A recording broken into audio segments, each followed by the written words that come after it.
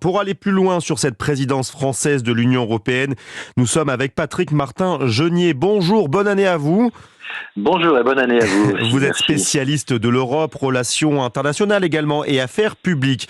Alors pour la France, en pleine campagne présidentielle, est-ce qu'elle tombe bien ou mal cette présidence de l'Union ? Écoutez, ni l'un ni l'autre, je dirais qu'il y a un calendrier qui doit être respecté et naturellement Emmanuel Macron, son ADN c'est l'Europe, c'est l'intégration, la construction européenne.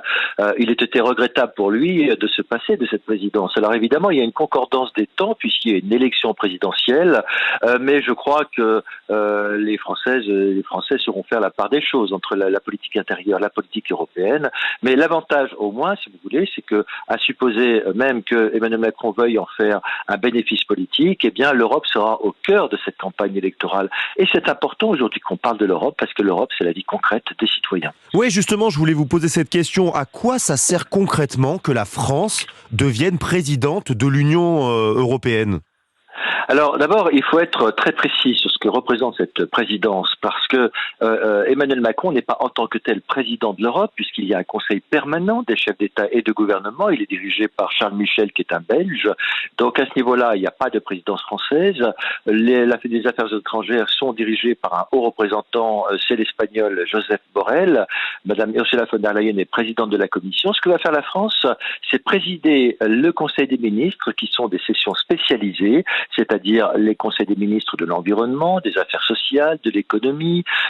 Et donc, ce sont des sessions spécialisées qui contribuent au vote des lois européennes. C'est quoi les lois européennes ? Ce sont les directives, les règlements. Et en effet, lorsqu'il y aura des directives sur l'environnement, le pacte vert de la Commission européenne ou sur l'asile et la politique d'immigration, naturellement, c'est à ce niveau-là que les choses seront importantes et où la France pourra éventuellement jouer son rôle de conciliateur et d'initiateur d'un certain nombre de textes européens. Oui, vous abordez le sujet des migrations. Emmanuel Macron plaide pour une Europe capable de protéger ses frontières. Il veut réformer Schengen, selon vous ? Oui, absolument. Il l'a dit lors de sa conférence de presse du 9 décembre dernier, lorsqu'il disait quelles seraient ses priorités de la présidence de l'Union européenne. Il veut vraiment réformer Schengen. Il a même parlé d'une instance politique, d'un pilotage politique de la zone Schengen, car pour lui, effectivement, le renforcement de la protection des frontières extérieures pour lutter contre l'immigration illégale est quelque chose d'important. On l'a vu que c'était quelque chose d'essentiel, notamment pour la Pologne, qui a fait l'objet d'une guerre hybride de la part du Bélarus. Il est allé voir aussi Viktor Orban sur ce point et on voit bien que la politique migratoire est un sujet essentiel dans les mois qui viennent car il s'agit de la crédibilité de l'Europe, comment renforcer les frontières extérieures de l'Union européenne contre l'immigration illégale.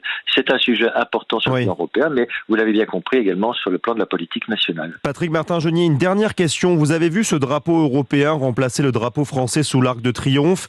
Certains candidats comme Valérie Pécresse, Marine Le Pen, Éric Zemmour se sont insurgés.